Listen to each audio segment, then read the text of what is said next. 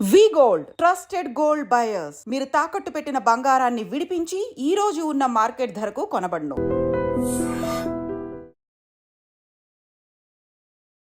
Hi hello నమస్తే, welcome back to iDream media. ఈరోజు మనతో ఉన్నారు సీనియర్ స్టాక్ మార్కెట్ అనలిస్ట్ అయిన ప్రభు గారు. నిఫ్టీ 50 ఆల్ఫా ఇండెక్స్, ఈ ఇండెక్స్ గురించి క్లియర్గా సార్ మాటలు అడిగి తెలుసుకుందాం. నమస్కారం సార్.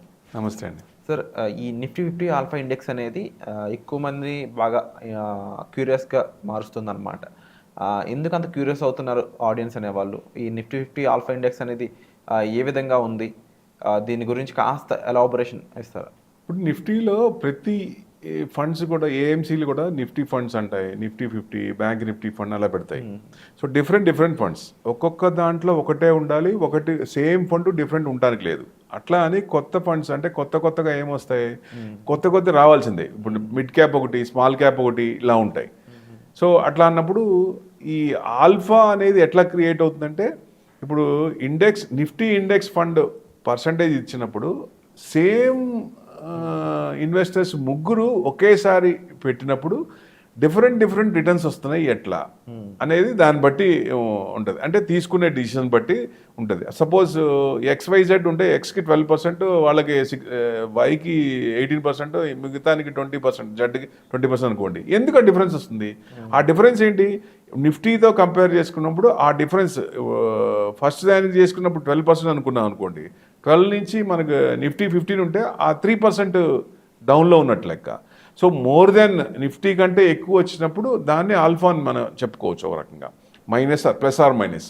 సో బేరీజ్ అంటే దాంతో కంపేర్ చేస్తూ ఈ ఆల్ఫాని చూస్తూ ఒక నిఫ్టీ 50 ఆల్ఫా ఫండ్ని తీసుకొచ్చారు. అంటే ఏ కంపెనీ అయితే ఆల్ఫా ఇస్తుందో, రిటర్న్స్ ఇస్తున్నాయో అలాంటి కంపెనీస్ ఒక 50. ఇప్పుడు నిఫ్టీ 50లో కూడా నిఫ్టీ స్టాక్స్ తీసుకుంటారు కదా, మేజర్ మార్కెట్ క్యాప్ బట్టి డిసైడ్ చేసి దాని ప్రకారం తీసుకుంటారు. అట్లానే ఈ ఆల్ఫా అనేది ఏ కంపెనీస్ అయితే ఇస్తున్నాయో, టోటల్ అన్నిట్లో లిస్ట్ అయ్యే వాటిల్లో ఏ కంపెనీస్ ఇస్తున్నాయో ఆ కంపెనీస్ తీసుకొని వాటి నిఫ్టీ 50 ఆల్ఫా ఇండెక్స్ అని పెట్టారు.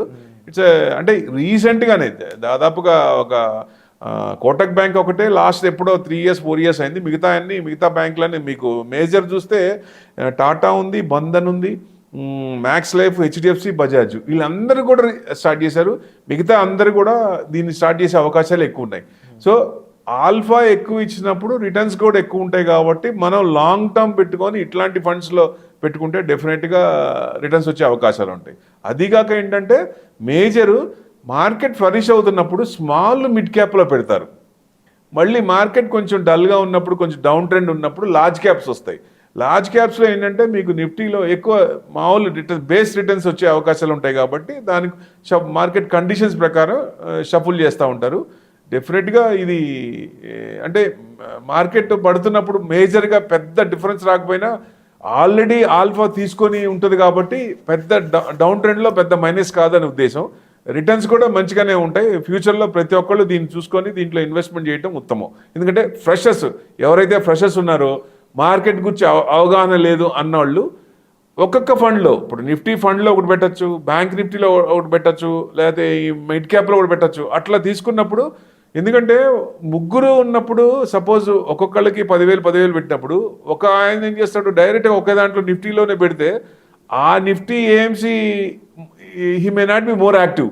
ఎందుకంటే as per the conditions reshuffle చేస్తూ ఉండాలి కాబట్టి ఎక్కువ డైవర్సిఫికేషన్ ఆఫ్ ఫండ్స్ పెట్టుకున్నప్పుడు నిఫ్టీలో, మిడ్ క్యాప్లో, స్మాల్ క్యాప్లో, ఆల్ఫా ఇండెక్స్ అన్నిట్లో మనకున్న అమౌంట్ ఇన్వెస్ట్మెంట్ చేసేటప్పుడు డివైడ్ చేసి పెట్టుకుంటే ఒక్కొక్క దాంట్లో రిటర్న్స్ ఎక్కువ ఉంటాయి. ఎందుకంటే నిఫ్టీ ఇప్పుడు 13% ఇచ్చింది, మిడ్ క్యాప్ 17% ఇచ్చింది, మరి డిఫరెన్స్ ఉంటుంది కదా. ఆ డిఫరెన్స్ మనం క్యాప్చర్ చేసుకోవాలంటే డెఫినెట్గా మనకి డైవర్సిఫికేషన్ అనేది ఒక అస్త్రం. ఆ అస్త్రాన్ని ఉపయోగించుకుంటే రిటర్న్స్ ఎక్కువ వచ్చే ఛాన్స్ ఉంటుంది. అదే సేమ్ పీరియడ్, అది ఇంకో పీరియడ్ మళ్ళీ ఇంకో టైం తీసుకొని ఈ సెక్టార్ పెరిగిందని కాకుండా ఆ సేమ్ పీరియడ్లో సెక్టర్స్ అనేవి సిక్లికల్ కాబట్టి ఏ సెక్టర్ చూస్తుంది దాని ప్రకారం రీచబుల్ చేస్తుంటారు కాబట్టి ఏఎంసీ అయితే మోర్ యాక్టివ్ దెన్ అదర్స్ ఉంటారో అది మనం రిటర్న్స్ ఎక్కువ ఇస్తారో చూసుకొని దాని ప్రకారం ఇన్వెస్ట్మెంట్ చేస్తే ఉత్తమం అండి.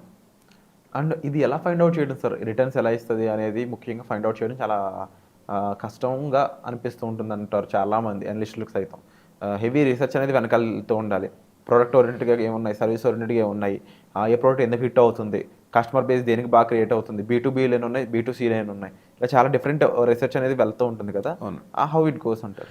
ఇది దీనికి టైం స్పెండ్ చేయాలి, ఎక్కువ లోపలికి వెళ్ళాలి. అందుకనే రీసెర్చ్ అనలిస్ట్ అలాంటి వాళ్ళు వస్తారు. వాళ్ళని మీరు కన్సల్ట్ అయితే డెఫినెట్గా, ఎందుకంటే మొత్తం స్టడీ చేయాలి కంపెనీ మొత్తం టోటల్గా వాళ్ళు ఏం చేస్తున్నారు, ఎక్కడ పెడుతున్నారు. ఇప్పుడు సెబీ చూడండి, మీ ఫండ్స్లో పెట్టింది 1 month దాకా చెప్పడానికి ఇదివరకు లేదు. 1 month టైం ఉంటుంది క్వశ్చన్. బట్ ఇప్పుడు సెబీ కూడా 1 monthలో మీరు ఎక్కడ పెడుతున్నారు కూడా చెప్పండి. సో అది అందరికీ తెలిసిపోతుంది కాబట్టి వాళ్ళు ఏం చేస్తున్నారో తెలుస్తుంది. వాళ్ళ కరెక్ట్ డిసిషన్. అంటే ఇప్పుడు గవర్నమెంట్ మారింది, రన్నింగ్ గవర్నమెంట్ ఉంది. రన్నింగ్ గవర్నమెంట్ ఉన్నప్పుడు ఏం చేస్తున్నారు, పాలసీలు కంటిన్యూ అవుతున్నాయి. లేదా కొత్త గవర్నమెంట్ వచ్చింది, కొత్త గవర్నమెంట్ ఉన్నప్పుడు పాలసీలు ఏం చేస్తున్నారు, వాటి అనుగుణంగా వీళ్ళు ఎలా స్టెప్ తీసుకుంటున్నారు, ఇట్లాంటివన్నీ మ్యాక్రోస్ అన్ని స్టడీ చేయాలి. కాబట్టి అందరికీ ఎక్కువ టైం స్పెండ్ చేయడం కుదరదు. కాబట్టి మాలాంటి వాళ్ళని కన్సల్ట్ చేస్తే డెఫినెట్గా మీరు చేసుకున్న దానికంటే మేము చెప్పినప్పుడు కొంచెం రిటర్న్స్ ఎక్కువ వచ్చే అవకాశాలు ఎక్కువ ఉంటాయి. ప్రభు గారు, ఇవన్నీ కూడా లేటెస్ట్గా స్టార్ట్ అయిన ఫండ్స్, లేటెస్ట్ స్టార్ట్ అయిన ఇండెక్సెస్. యూజువల్లీ ఏంటంటే కొత్తగా స్టార్ట్ అయిన ప్రోడక్ట్కి ఎక్కువ ఇంట్రెస్ట్ అనేది చూపిస్తూ ఉంటారు. బట్ రిటర్న్ ఏ విధంగా ఉంటుంది, దానికి ఏ విధంగా అది ముందుకెళ్తుంది అనేది చాలా మంది పసిగట్టలేరు, ఎందుకంటే అది ఒక కొత్త ప్రోడక్ట్ కాబట్టి. సో ఇలాంటి విషయాల్లో ఒకసారి ప్రాఫిట్ వచ్చినా అయ్యో ఇన్వెస్ట్ చేయలేకపోయామే, మిస్ అయిపోయామే అని చాలా మంది ఫీల్ అవుతూ ఉంటారు. ఫోమో ఉంటుంది, ఫియర్ ఆఫ్ మిస్సింగ్ అవుట్. అరే చేయలేకపోయామే, చేస్తే బాగుండేదే అనిపిస్తుంది. సో ఇలా చేయొచ్చా, చేయకూడదు, ఇన్వెస్ట్మెంట్ ఎలా చేయాలి, ఎంత చేయాలి, ఇలాంటి విషయాలపై మిమ్మల్ని కన్సల్ట్ చేయొచ్చా? 100% చేయొచ్చండి. చేస్తే, ఎందుకంటే క్లయింట్ టు క్లయింట్ ఇక్కడ ఏమవుతుందంటే బేసిక్గా వాళ్ళ ఫ్రెండ్ లేకపోతే వాళ్ళ రిలేషన్ ఎవరో ఇది చేశారు అని చెప్పి వాళ్ళు కూడా మొత్తం బ్యాక్గ్రౌండ్ ఏం చూసుకోకుండా ఆయన ఇట్లా చేశాడు కాబట్టి నేను కూడా ఇలా చేయాలని ఉద్దేశం ఉన్నప్పుడు రిటర్న్స్ ఎక్కువ రావు. ఎందుకంటే టోటల్ అనాలిసిస్ చేసుకోవాలి. గోల్స్, టార్గెట్స్, ఫైనాన్షియల్ పొజిషను, ఎంత ఫ్రీ క్యాష్ ఉంది, ఎంత మనం ప్లాన్ చేసుకుంటాం, దాని ప్రకారం చేసుకుంటే అప్పుడు కరెక్ట్గా వస్తుంది. అంతేగాని ఇంకొకళ్ళని చూసి మనం చేసామంటే అంత రిటర్న్స్ రావు, అంటే మ్యాక్సిమం రావు ఎట్టి పరిస్థితిలో. కాబట్టి మనం అంత అనాలిసిస్ చేసుకొని దాని ప్రకారం 1-to-1 కూర్చున్నప్పుడు వాళ్ళ అనాలిసిస్ అన్ని తీసుకొని దాని ప్రకారం ఇన్వెస్ట్మెంట్ ఎక్కడ పెట్టాలి, ఏజ్, ఇప్పుడు సపోజ్ ఏజ్ తీసుకోండి 40 years అనుకోండి, ఈక్విటీలో ఇన్వెస్ట్మెంట్ ఎంత పెట్టాలి, బేస్ 100 అయితే 100 - 40 అంటే 60% ఈక్విటీలో పెట్టాలి. అట్లా క్లయింట్ టు క్లయింట్ ఉంటాయి. 1-to-1 ఉన్నప్పుడు ఇట్లాంటివన్నీ తెలుసుకొని దాని ప్రకారం ఇన్వెస్ట్మెంట్ చేస్తే రిటర్న్స్ ఎక్కువ రావాలని ఉద్దేశం. ఈవెన్ డౌన్ మార్కెట్లో కూడా పెద్ద తగ్గకూడదంటే కొన్ని ఉంటాయి, అవి మనం ఇంప్లిమెంట్ చేస్తే ఈక్విటీలో ఎక్కడైతే లాస్ వస్తుందో ఆ లాస్ నుంచి మనం తట్టుకోవాలంటే ఆప్షన్స్ కొంచెం మనం బేరీ చేసుకొని దాంట్లో ఆప్షన్స్ మనం హెడ్జింగ్ చేసుకుంటే డెఫినెట్గా ఈ లాస్ అనేది అక్కడ కూపప్ చేసుకోవచ్చు అని ఉద్దేశం. ఇట్లాంటివి అంటే అందరూ అలా చేయాలని కాదు, వాళ్ళు ఏజ్ని బట్టి రిస్క్ ఎంత తీసుకుంటున్నారు దాన్ని బట్టి చేయాలి. సో 1-to-1 కూర్చున్నప్పుడు క్లయింట్ టు క్లయింట్ ఉంటాయి, డిఫరెంట్ అనాలిసిస్ ఉంటాయి, వాళ్ళ దాన్ని బట్టి టార్గెట్ బట్టి చేస్తే మంచిదని ఉద్దేశం. ఇలాంటి మంచి ఇన్ఫర్మేషన్, ఇన్వెస్ట్మెంట్ ఇన్ఫర్మేషన్ కోసం మీరు డైరెక్ట్గా ప్రభు గారిని కన్సల్ట్ చేయొచ్చండి. డిస్ప్లే అవుతున్న నెంబర్స్కి కాల్ చేసి సార్ పర్సనల్ అపాయింట్మెంట్స్ కూడా ప్రొవైడ్ చేస్తున్నారు. బికాజ్ రైట్ ఇన్వెస్ట్మెంట్ మనల్ని లైఫ్లో రైట్ ప్లేస్లో నుంచోబెడుతుంది, హ్యాపీగా ఉంచుతుంది. సో మిస్ అవ్వద్దు ఈ ఛాన్స్ని. వచ్చే ఎపిసోడ్లో మళ్ళీ కలుద్దాం. Thank you so much.